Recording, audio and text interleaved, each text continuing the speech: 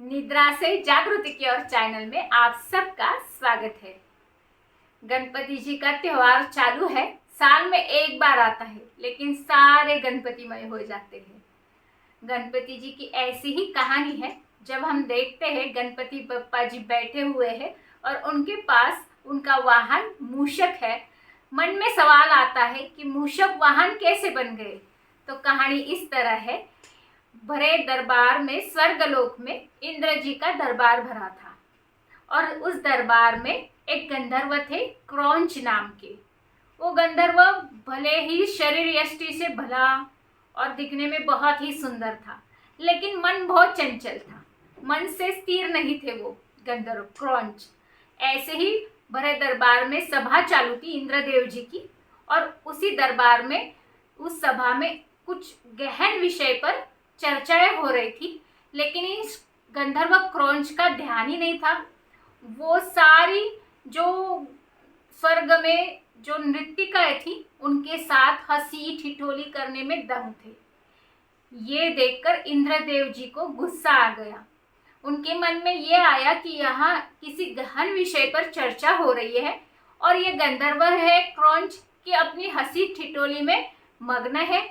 बहुत गुस्सा आया इंद्रदेव जी को। गुस्से से लाल हुए और इंद्रदेव जी ने क्रौंच को शाप दिया कि आप मूषक की योनि में चले जाएंगे, मूषक बन जाएंगे तुरंत ही। और वो शाप सच्चा हो गया। वो मूषक की योनि में चले गए और स्वर्गलोक में रहते रहते मूषक के योनि में, इतना ये भला धट्टा घट्टा इंसान और मूषक की योनि में रहते रहते वो थक गए। फिर ऐसे ही मूषक की योनि भोगते भोगते अचानक से वो पराशर ऋषि के आश्रम में गिर पड़े। गिरने के बाद उसी आश्रम की जो सारे ऋषियों के बर्तन थे मिट्टी के, वो उन्होंने तोड़ दिए। मूषक है, मूषक तो उत्पात मचाएगा। वाटिका पूरी नष्ट कर दी। जो ऋषियों के वल्कल है, वस्त्र है, वो सारे नष्ट कर दिए। जो ग्रंथ है पुरातन, वो भी नष्ट कर दिए। सभी नष्ट करने लगा वो मूषक। फिर पराशर ऋषि दुखी हो गए। सभी कुछ नष्ट हो जा रहा था। पराशर ऋषि दुखी मन से कहने लगे, भगवान से प्रार्थना करने लगे कि मेरे पिछले जन्म के कुछ कर्म हो गए, इसकी वजह से यह सारा नष्ट हो रहा है, और रोने लगे। फिर उनके ध्यान में आया कि गणेश जी से प्रार्थना करते हैं। उन्होंने गणेश जी से आराधना की, प्रार्थना की कि आप इस पर कुछ उपाय कीजिए। गणेश जी ने कहा ठीक है, मैं उसको बराबर मेरे काबू में करता हूँ। और वैसे ही गणेश जी ने किया। जब गणेश जी आए मूषक के पीछे, तो मूषक भाग गया पाताल में, और गणेश जी ने अपना पाश फेंका और उस मूषक को पाश में इतना जोर से जकड़ लिया कि वो भाग नहीं सका। पाताल से ऊपर पराशर ऋषि के आश्रम में फिर से लेके आए। पाश का जोर इतना था, जब मूषक को पराशर ऋषि के आश्रम में लाया गया तो वो बेहोश थे मूषक। और फिर जब होश में आए तो उन्होंने गणपति जी के आगे आराधना की, प्रार्थना की, क्षमा याचना की और बोलने लगे मुझे क्षमा कीजिए, मैं फिर से ऐसे नहीं करूँगा। गणपति जी ने कहा जैसे ब्राह्मण ऋषियों की और लोगों की रक्षा करना मेरा धर्म है, और वो भी मेरा धर्म है जो याचक मेरे पास क्षमा याचना करे, शरण आए, उसको भी क्षमा करना मेरा धर्म है। बोलो आपको क्या चाहिए।